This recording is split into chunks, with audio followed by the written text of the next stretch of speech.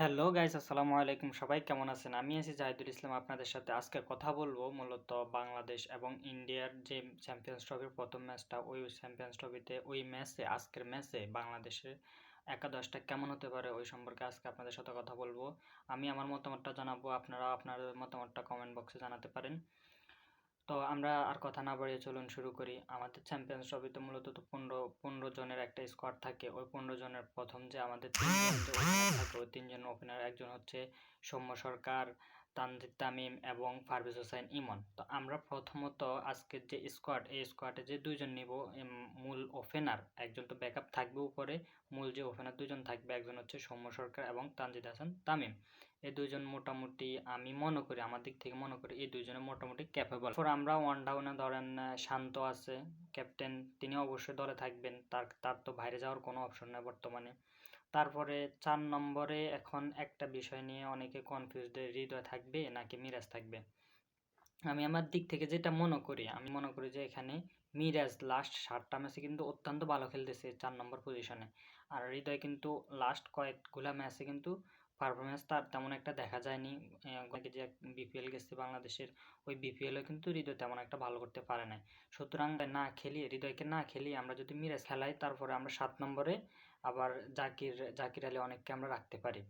সুতরাং আমরা ৪ নম্বরে মেহেদী হাসান মিরাজকে রাখি। তারপর ৫ নম্বর হচ্ছে মুশফিকুর রহিম, ৬ নম্বর হচ্ছে মাহমুদুল্লাহ রিয়াদ এবং ৭ নম্বর হচ্ছে জাকির আলী অনিক। আমাদের যেহেতু ২ জন স্পিনার লাগবে, প্রথমজন যেহেতু আমরা মিরাজকে ৪ নম্বরে টপ অর্ডারে রেখেছি, এজন্যই আমার দিক থেকে আজকে মনে করি যে রিশাদ হোসাইন এগিয়ে আছে। কারণ তার ব্যাটিং দক্ষতা এবং বোলিংও কিন্তু সে প্রস্তুতি ম্যাচও কিন্তু ভালো করেছে, যেটা আমরা দেখছি। পরবর্তীতে আমাদের ৩ জন পেসার লাগবে। এখন ৩ জন পেসারের মধ্যে আমাদের স্কোয়াড আছে টোটাল ৪ জন পেসার, ৪ জনের মধ্যে ৩ জন লাগবে।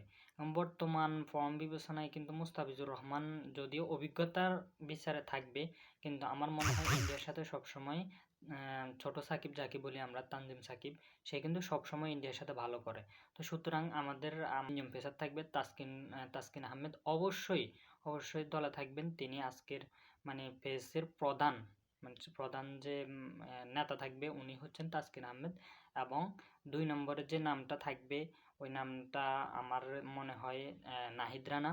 নাহিদ রানার যে পেসটা, মানে অত্যন্ত গতির বলার, যে কোনো ব্যাটসম্যানকে তিনি তার গতির দ্বারা কিন্তু বিট করতে পারেন। সেটা আজকে আমরা দেখার অপেক্ষায় আছি।